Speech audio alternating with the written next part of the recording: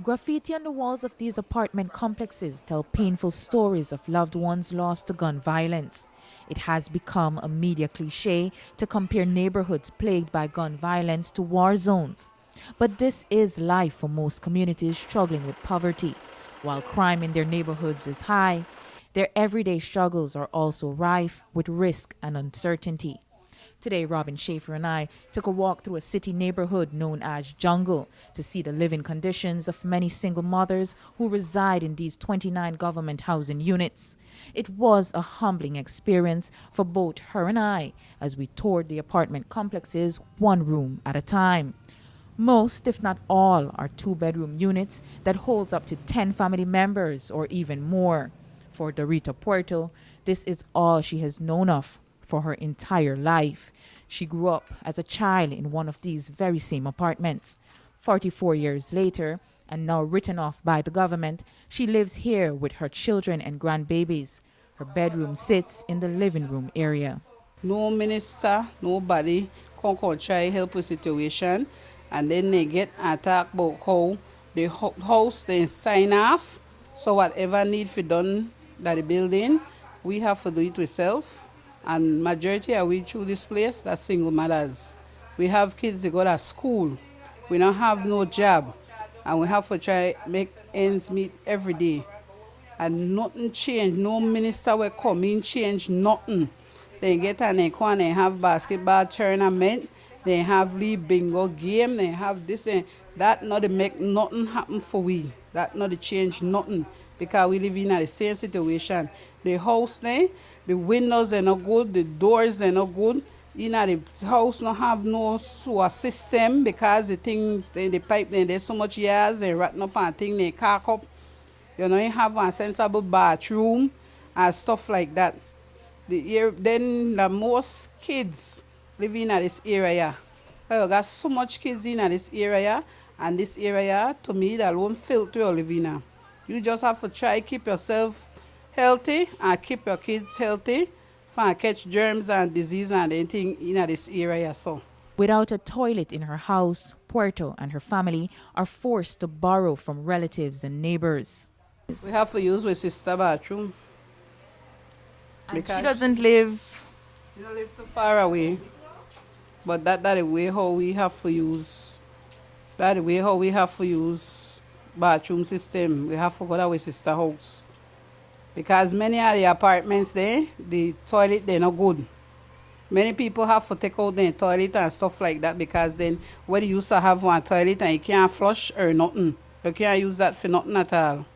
The convenience of electricity and running water is not a reality in many of the units that house close to 100 school children. In a gang battle neighborhood, even their safety inside their living quarters is questionable. Well, to be frank, that like 9 of we live in here, along with the kids there and the adults and so. Yeah, in this apartment here, so where I live. Your bedroom is actually in your living room? In my hall. I ain't not ashamed to say it, because that the way I live. And it's not safe because the window there, you knock on there and they come out. So I ain't not ashamed to say it. No, I ain't safe for we in here. Because at night time, all after hours, people from all about the place come through here, they come and do. The other night after 4 in the morning, gunman chased 2 young men through here. That way we quick. They shot when they fire at 2 young men when they chased through here after 4. This Saturday morning. Nothing changed. We live the same life in this era all the days of our life. We have children can't have children, and at the same situation all the days of our life in this Fort George area. This is one of the area where they call jungle, where we live in now. So must say because they call it jungle, they left we as the creatures there in the jungle. But behind the bleak imagery lies the hidden collateral damage of people's tender psychological wounds. This grandmother sat with Robin and shared her struggles of living in poverty. Well, I live in a poor condition, no help. My bathroom in a bad state.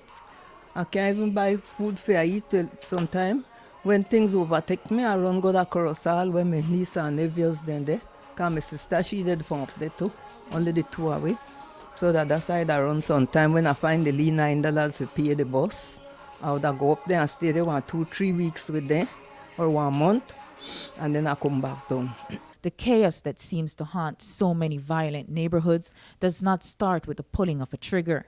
It represents the fallout of decades of underinvestment in neighborhoods such as Jungle, where almost 100 young children are deprived of a good education and even a good night's rest.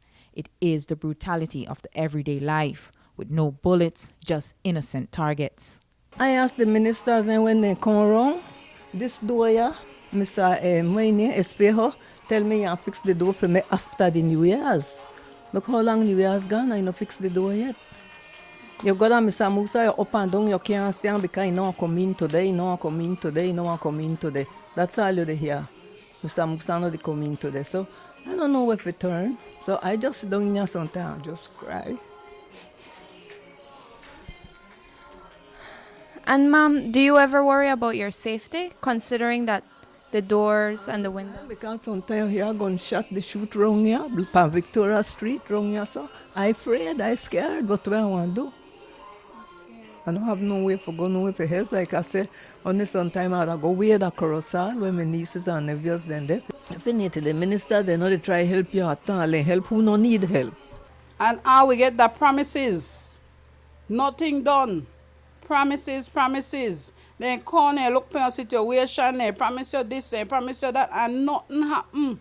No time, nothing happen. That always the same thing. Right now, election, they come up for city council, you want to see them through you like storm directly. But what? When they don't get to a part in there, they no business. Because they don't have to live in a shithole. They have for their bread butter on two sides. They got big house, they got fancy house, they got water they run like this, that, everything they have. So they no business about we, but they must stop and think that we put them with part in there. You understand me, mommy? Because without we, they not reach a part in there. You understand? But if everybody would have get and think and realize that when they go wrong, left them right there.